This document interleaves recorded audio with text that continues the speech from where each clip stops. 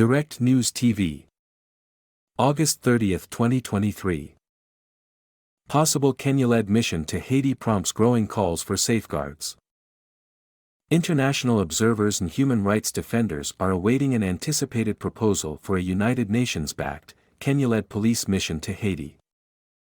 Last week, a 10-person Kenyan delegation visited the crisis-racked Caribbean nation to assess the situation. And the United States and Ecuador announced in late July that they plan to introduce a UN Security Council resolution authorizing a multinational force in the country, although they have not said when that measure will be put forward.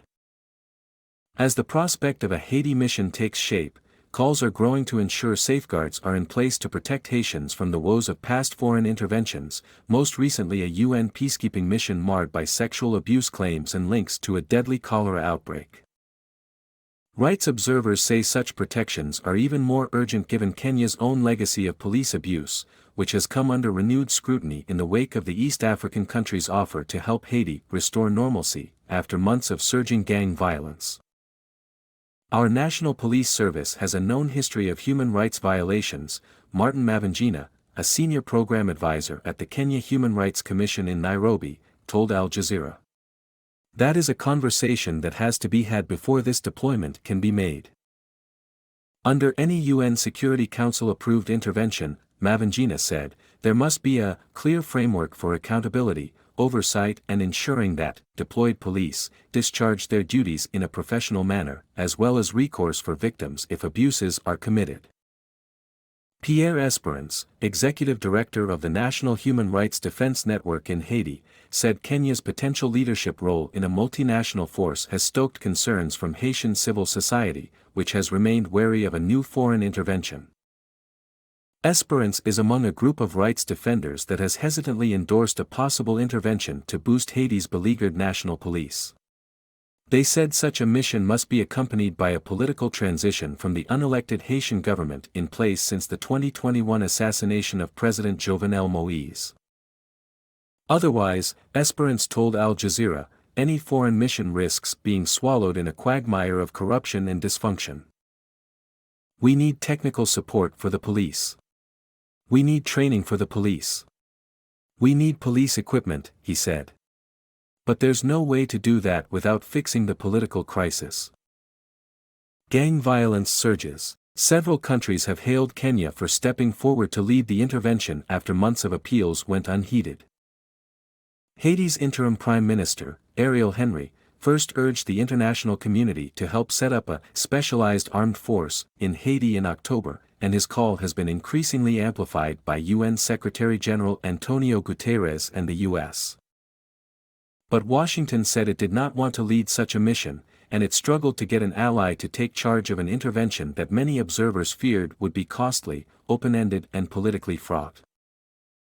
Henry made his call for international assistance as a powerful gang coalition maintained a weeks-long blockade on the main fuel terminal in Haiti's capital, Port-au-Prince, leading to petrol shortages and hampering healthcare and other services.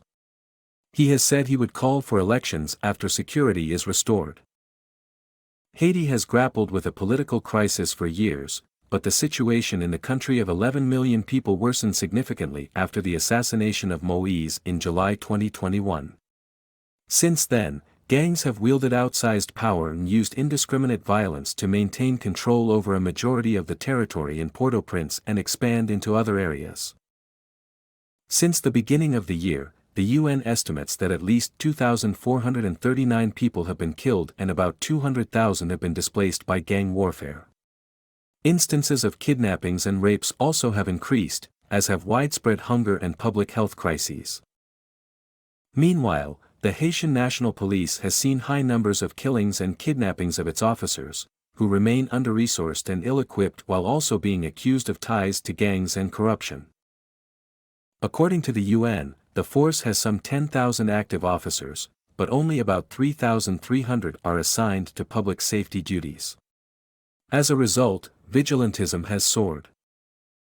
After months of deteriorating conditions, Kenya announced in late July its willingness to lead a potential foreign force and contribute 1,000 police officers to train and assist Haiti's police to restore normalcy in the country and protect strategic installations.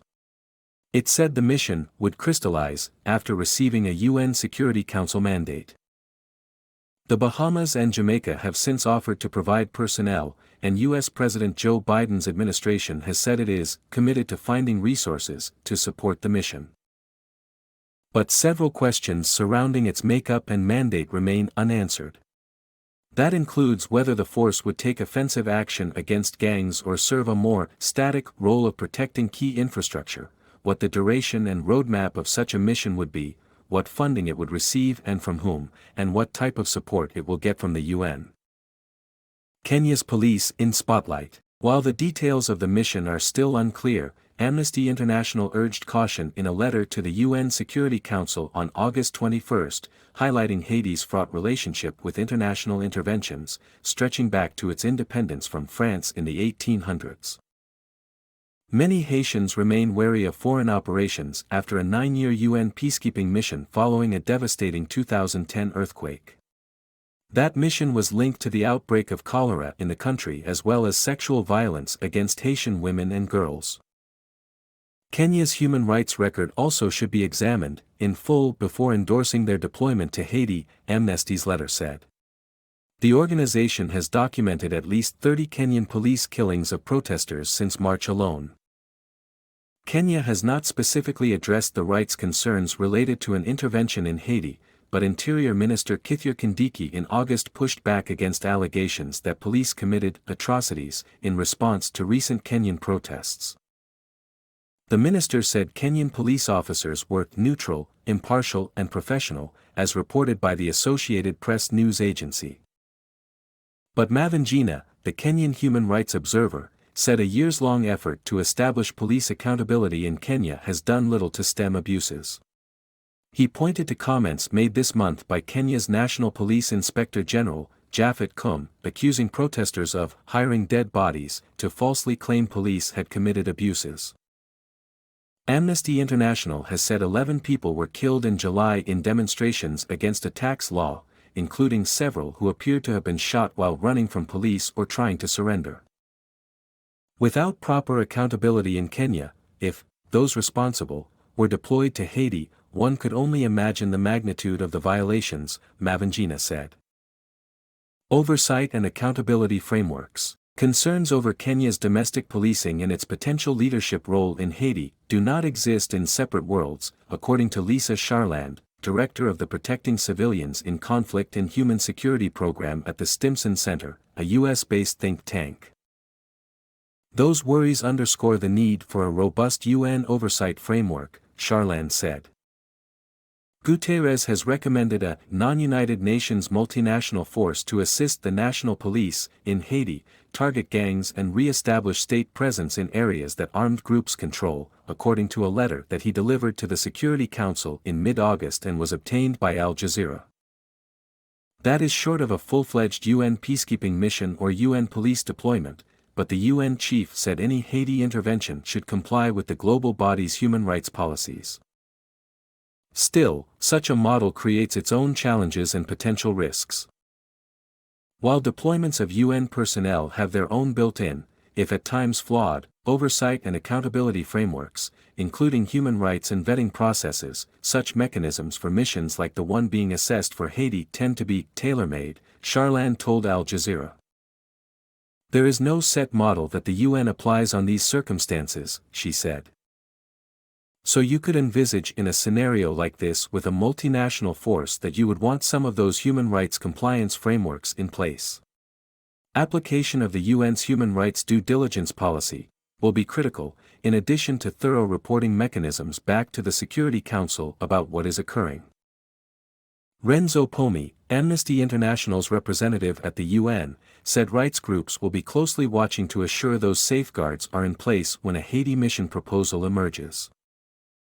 This is non-UN force and, therefore, we fear that this is going to be ruled by an agreement between Haiti and Kenya, he told Al Jazeera. And that could not include all those safeguards or standards that we expect from any UN operation.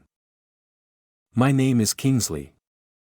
Please like, share, subscribe and hit that notification bell so you can be the first to be notified whenever we post. You won't regret it.